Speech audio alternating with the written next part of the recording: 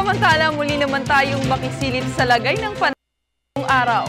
Live mula sa Pag-asa DOST, makakasama natin si Harry Bayona. Harry, good morning. Ano magiging lagay ng ating panahon para sa araw na ito? Good morning, Mr. Perceline, at magandang umaga Pilipinas. Narito na nga po nga asang lagay ng panahon ngayong araw ng Lunes. Ngayong Rizal Day, dalawang weather systems pong nakaka-apekto sa ating bansa. Una nga po, ang tail end of a cold front na nag-e-extend dito po yan sa Visayas region, at pangalawa naman ay ang northeast monsoon na nakaka-apekto dito po yan sa northern at sa central Luzon. Unahin po muna natin ang pagtalakay sa tail end of a cold front. Ito nga pong weather system na ito ay may dalang convective clouds, no?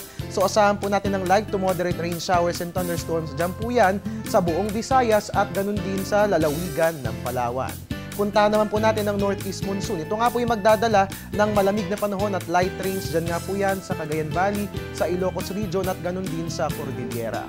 At para naman sa asang lagay ng panahon sa iba pang bahagi ng ating bansa, dito po sa atin sa Metro Manila at sa natitirang bahagi ng Luzon, no, asahan po natin na makararanasin tayo ng light rains dahil tatagos nga po dito sa atin itong epekto ng northeast monsoon. Ang natitirang bahagi ng ating bansa, especially sa Mindanao, fair weather pong mararanasan maliban na lamang po sa isolated rain showers and thunderstorms. At good news, no? Dahil ayon kay Pag-asa weather forecaster Jory Lois, asahang hindi na tayo magkakaroon ng bagyo hanggang matapos ang taong ito. So magiging happy talaga ating New Year dahil walang weather disturbance na iiral this holiday season. Samantala, para sa asang lagay ng panahon sa December 31 at January 31, alamin po natin ang forecast dyan ng Pag-asa. Samantala, para sa aasahang lagay ng panahon sa bagong taon, inilabas po ng Pag-asa ang kanilang special weather outlook for the new year. Ayon nga po rito, sa bisperas ng bagong taon, ang Palawan, Eastern Luzon at Eastern Visayas ay makararanas ng maulang panahon habang fair weather naman ang iiral sa Metro Manila at natitirang bahagi ng ating bansa.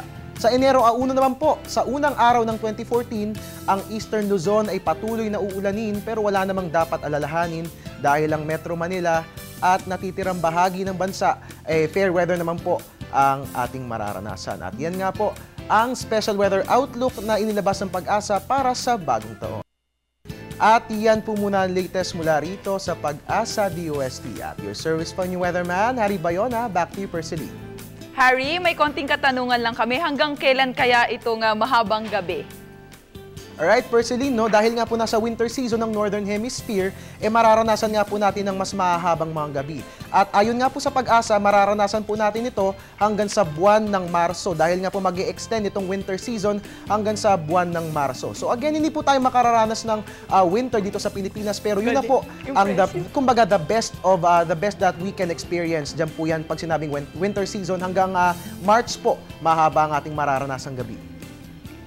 Okay, maraming salamat and see you soon, Harry Bayona.